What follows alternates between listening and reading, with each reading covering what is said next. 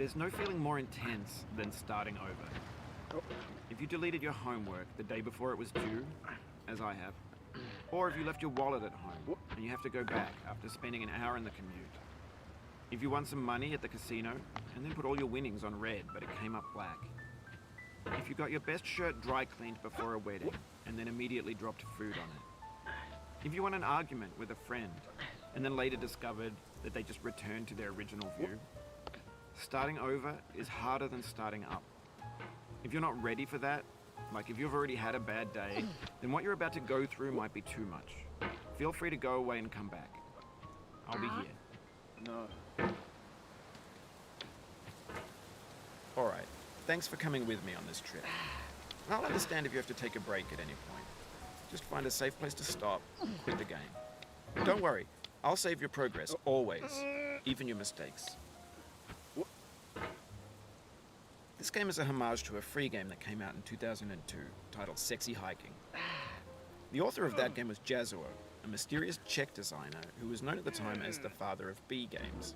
And B games are rough assemblages of found objects. Designers slap them together very quickly and freely, and they're often too rough and unfriendly to gain much of a following. They're built more for the joy of building them than as polished products. In a certain way, Sexy Hiking is the perfect embodiment of a B game. It's built almost entirely out of found and recycled parts, and it's one of the most unusual and unfriendly games of its time. In it, your task is simply to drag yourself up a mountain with a hammer. And that act of climbing, in the digital world or in real life, has certain essential properties that give the game its flavor. No amount of forward progress is guaranteed. Some cliffs are too sheer or too slippery, and the player is constantly, unremittingly in danger of falling and losing everything. Anyway, when you start Sexy Hiking, you're standing next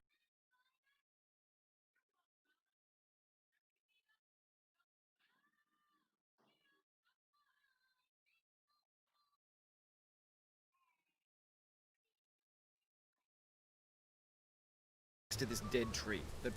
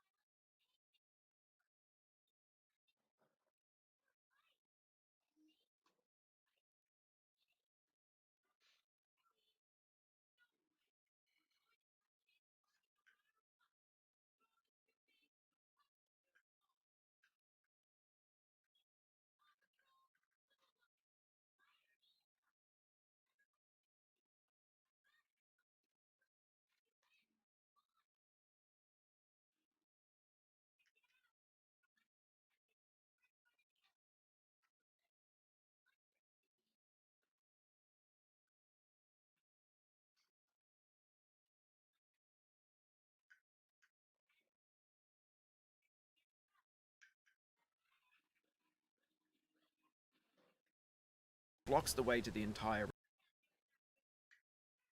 rest of the game. It might take you an hour to get over that tree, and a lot of people never got past it. You prod and you poke at it, exploring the limits of your reach and your strength, trying to find a way up and over. And there's a sense of truth in that lack of compromise. Most obstacles in video game worlds are fake. You can be completely confident in your ability to get through them once you have the correct method or the correct equipment or just by spending enough time. In that sense, every pixelated obstacle in Sexy Hiking is real. The obstacles in Sexy Hiking are unyielding, and that makes the game uniquely frustrating. But I'm not sure Jazzuo intended to make a frustrating game. The frustration is just essential to the act of climbing, and it's authentic to the process of building a game about climbing. A funny thing happened to me as I was building this mountain. I'd have an idea for a new obstacle, and I'd build it, test it, and it would usually turn out to be unreasonably hard. But I couldn't bring myself to make it easier. It already felt like my inability to get past a new obstacle was my fault as a player rather than as a builder. Imaginary mountains build themselves from our efforts to climb them, and it's our repeated attempts to reach the summit that turns those mountains into something real. When you're building a video game world, you're building with ideas, and that can be like working with quickset cement. You mold your ideas into a certain shape that can be played with, and in the process of playing with them, they begin to harden and set until they're immutable, like rock.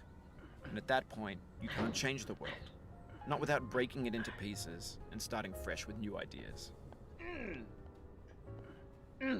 For years now, people have been predicting that games would soon be made out of prefabricated objects, bought in a store and assembled into a world. And for the most part, that hasn't happened, because the objects in the stores are trash. I don't mean they look bad or that they're badly made, although a lot of them are. I mean they're trash in the way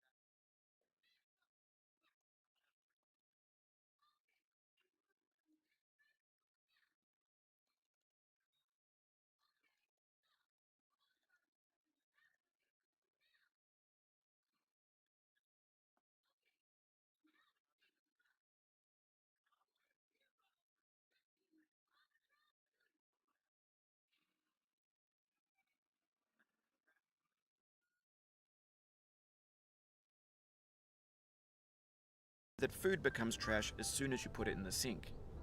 Things are made to be consumed and used in a certain context, and once the moment is gone, they transform into garbage. In the context of technology, those moments pass by in seconds. Over time, we've poured more and more refuse into this vast digital landfill that we call the internet. It now vastly outnumbers and outweighs the things that are fresh and untainted and unused. When everything around us is cultural trash, trash becomes the new medium, the lingua franca of the digital age. You could build culture out of trash, but only trash culture. B games, B movies, B music, B philosophy. Maybe this is what digital culture is. A monstrous mountain of trash, the ash heap of creativity's fountain. A landfill with everything we ever thought of in it. Grand, infinite, and unsorted. There's 3D models of breakfast. Gen X's fanfic novels, scan magazines, green screen Shia LaBeouf, banned snuff scenes on LiveLeak. Facebook's got lifelike bots with unbranded adverts and candid shots of Kanye and Taylor Swift mashups, car crash epic failed GIFs, Russian dashcam vids, discussions of McRibs, discarded, forgotten, unrecycled, muddled, rotten, untitled. Everything's fresh for about 6 seconds, until some newer thing beckons, and we hit refresh. And there's years of persevering, disappearing into the pile, out of style, out of sight.